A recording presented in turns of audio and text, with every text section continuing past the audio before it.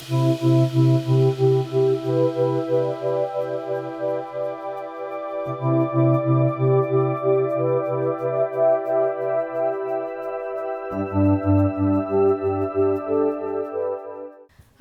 வணக்கம்.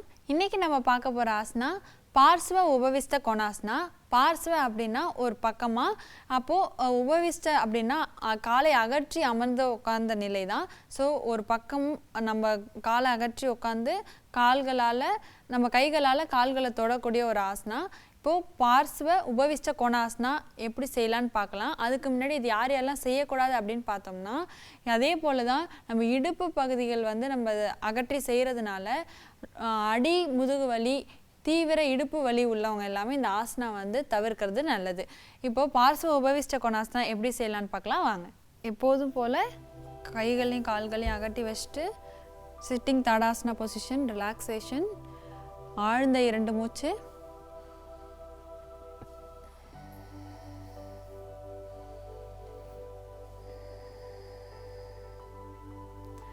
இப்போது உங்கள் எவ்வளோ தூரம் உங்களால் கால் அகட்டி வைக்க முடியுமோ அதே போல் 2 காலையும் நல்லா ஸ்ப்ளிட் பண்ணி உட்காரணும். இப்போது ரைட் அண்ட் லெஃப்ட்டு நல்லா அகட்டி வைக்கணும். அடுத்தது நம்மளுடைய 2 கைகளையும் மூச்சை உள்ளே இழுத்துக்கிட்டே பொறுமையாக மேலே உயர்த்தி, இப்போது right side first right side turn பண்ணிக்கணும். எவ்வளோ தூரம் உங்களால் நல்லா தலையால் காலை முட்டியை தொட முடியுமோ அந்தளவுக்கு கீழே குனிஞ்சு தொட ட்ரை பண்ணுங்கள். மூச்சை நல்லா உள்ளே இழுத்துட்டு மூச்சை பொறுமையாக விட்டுக்கிட்டே பொறுமையாக கீழே குனிஞ்சு இது போல் தொடணும்.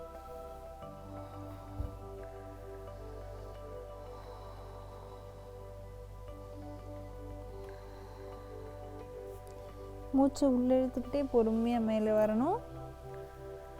அதே போல் இடதுபுறமும் மூச்சு நல்லா உள்ளே இழுங்க, மூச்சை பொறுமையாக விட்டுக்கிட்டே இடதுபுறமாக அழகாக கீழே குனிஞ்சு தலையால் முட்டி தொடணும்.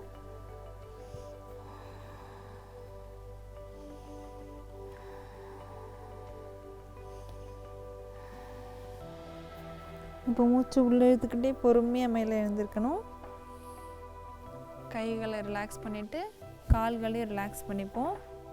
இப்போது சிட்டிங் தடாசனா ரிலாக்ஸேஷன் பொசிஷன். கைகள் காலை அகட்டி வச்சுட்டு நல்லா தலையை அண்ணாத்தி ஆழ்ந்த 2 மூச்சு.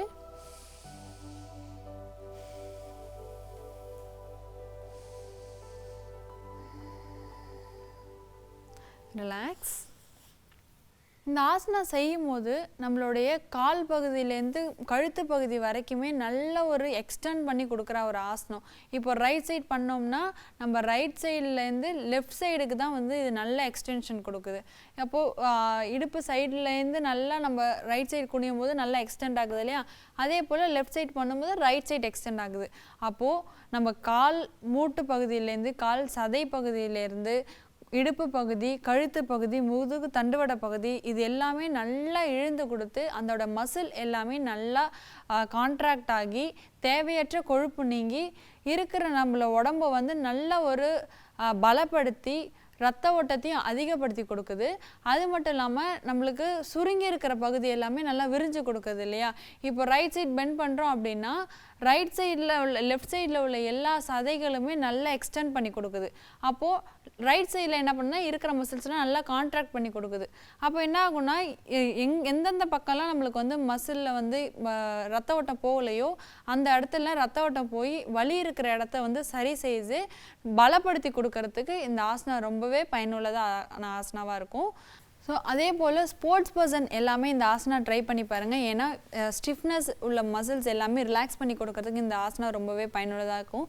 ஏன்னா ரொம்ப மசில் கிராம்ப் இது மாதிரிலாம் இந்த ஆசனா செய்யும் போது தவிர்க்கும். ஸோ அதனால் எல்லாமே இதை ட்ரை பண்ணி பாருங்கள். நெக்ஸ்ட் ஒரு ஆசனத்தோட உங்கள் எல்லாரையும் சந்திக்கிறேன். நன்றி, வணக்கம்.